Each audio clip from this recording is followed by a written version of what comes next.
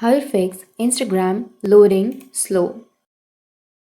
So if you want to fix the Instagram loading slow problem, then what you need to do is first you need to check your internet connection. Because if you don't have a stable internet connection like your Wi-Fi or mobile data, then you won't be able to load fast on your Instagram. So check your internet connection.